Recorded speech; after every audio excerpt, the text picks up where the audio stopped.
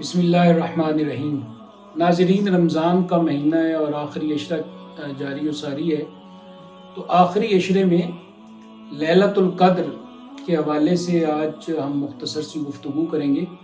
اللہ تعالیٰ کا ارشاد ہے، انا انزلناہ فی لیلۃ القدر، اس قرآن کو ہم نے لیلۃ القدر میں نازل کیا ہے۔ وما ادراک ما لیلۃ القدر، اور تمہیں معلوم کہ لیلۃ القدر کیا ہے۔ لیلۃ القدر خیر من الف شہر، 1000 مہینوں سے بہتر ہے۔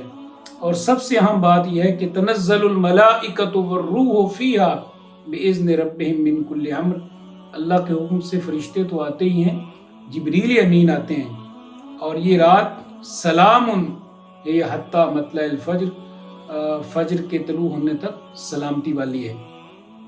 اس رات کی ایک اہم بات یہ ہے کہ قرآن مجید نازل ہوا ہے، اور دوسری اہم بات یہ ہے کہ جبریل امین اس رات میں ایک مرتبہ پھر اس دنیا میں جلوہ گر ہوتے ہیں۔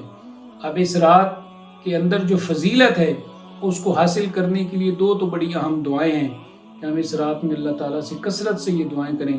ایک دعا یہ ہے کہ اللہم انک عفو تحب العفو فاعف عنا، اے اللہ بے شک تو معاف کرنے والا ہے، معاف کرنے کو پسند کرتا ہے، ہمیں معاف کر دے۔ اور اگر انڈیویجول کہنا ہو تو فاعف عنی، مجھے معاف کر دے۔ اور دوسری جو دعا ہے، اللہم اجرنا من النار، اے اللہ ہمیں جہنم کی آگ سے بچا لے۔ اور اگر پرسنلی دعا کرنی ہو تو اللہم اجرنی من النار، یعنی واحد کے صیغے کے ساتھ کہ اللہ مجھے جہنم کی آگ سے بچا لے۔ اب ان راتوں کو، یہ جو 21 کی رات ہے، 23، 25، 27 اور 29 کی رات، تو ان کو کیسے گزارا جائے؟ ظاہر بات ہے اس میں نیکی تو ہم جتنی کر سکتے ہیں کریں، نماز عشاء پڑھیں، تراویح پڑھیں، پھر تلاوت قرآن مجید کریں، اذکار کریں، تہجد پڑھیں، اور طلوع فجر تک مسجد میں رکیں۔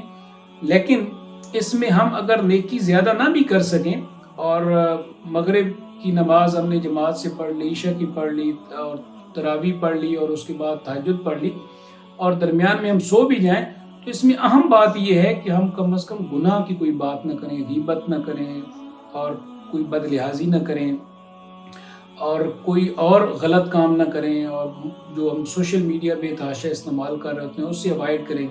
اور اگر ہم چپ کر روزہ رکھ لیں تو یہ بہت ہی بہتر ہے۔ تو یہ رمضان کے جتنے بھی دن ہمارے پاس ہیں، اگر ہم کوشش کریں ان کے اندر کہ ہم لیلۃ القدر کو پانے کی خواہش رکھیں، تو یقیناً اللہ تعالی ہمارے حصے میں یہ کر دے گا، اور یہ جو لیلۃ القدر کا ثواب ہے یہ انشاءاللہ ہمیں حاصل ہوگا۔ وآخر دعوانا الحمدللہ رب العالمین۔